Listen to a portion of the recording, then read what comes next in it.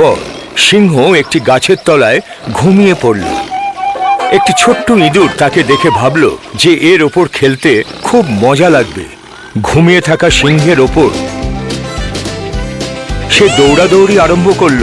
সে লেজের ওপর বারবার দৌড়ে উঠল এবং নামল।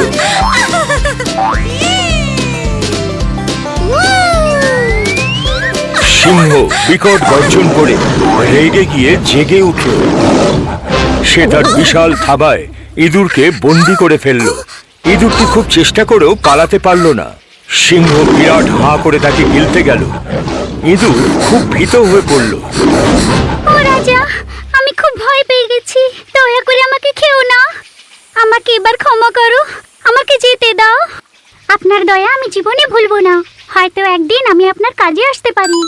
ইঁদুরের এই কথা শুনে সিংহ খুব খুশি হয়ে সাহায্য পাবার আশায় নিজের থাবা খুলে দিয়ে ইঁদুরকে মুক্ত করে দিল। ধন্যবাদ রাজামশাই, আমি আপনার এই উপকার কোনোদিন ভুলবো না। তুমি খুব ভাগ্যবান আমার বন্ধু যে আমি এক্ষুনি খেয়ে উঠেছি। এখন আর আমাকে কোনো রকম বিরক্ত করো না, তা না হলে আমি তোমাকে আবার খেয়ে ফেলবো। কয়েকদিন পর সিংহ জঙ্গলে ঘুরে বেড়াচ্ছিল। এদিকে গোপনে কিছু শিকারী সিংহকে ধরার জন্য ফাঁদ পেতে রেখেছিল।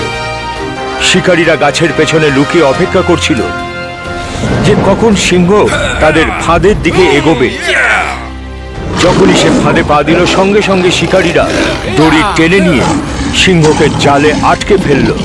সিংহ উচ্চস্বরে গর্জন করতে লাগলো এবং বেরোনোর চেষ্টা করতে থাকলো, কিন্তু শিকারীরা জালে বেঁধে ফেলল। শিকারীরা গ্রামে ফিরে গিয়ে একটা গাড়ি আনতে গেল যাতে সিংহকে নিয়ে যাওয়া যায়। সিংহটি তখনও খুব গর্জন করছিল। সমস্ত পশুরা এবং ইঁদুরও সেই গর্জন শুনতে পেল।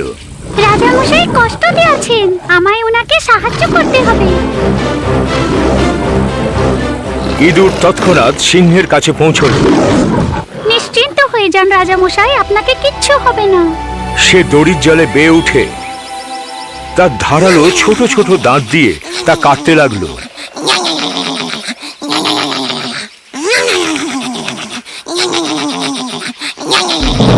শেষ পর্যন্ত ইঁদুর সিংহকে জাল থেকে মুক্ত করলো। সিংহ অনুভব করলো একটা সামান্য ছোট্ট ইঁদুরও বিরাট সাহায্য করতে পারে। ধন্যবাদ ইঁদুর, আমি তোমাকে কখনো বিরক্ত করব না। আমার জঙ্গলে এখন তুমি খুশি মনে থাকো। তুমি রাজার জীবন বাঁচিয়েছো। আজ থেকে তুমি হলে এই জঙ্গলের রাজকুমার।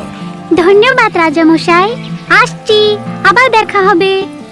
এখন তুমি কোথায় যাচ্ছ? তুমি কি আমার পিঠের ওপর আর লেজ বেয়ে খেলবে না?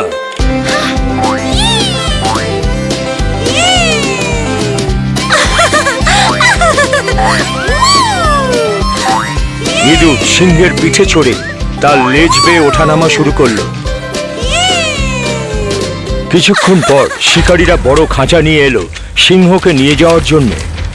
সিংহ আর ইঁদুর তাদেরকে দেখে তাদের দিকে এগিয়ে গেল। সিংহ জোরে গর্জন করে উঠল। সেই গর্জন শুনে শিকারীরা ভয় পেয়ে গ্রামের দিকে পালাতে শুরু করলো।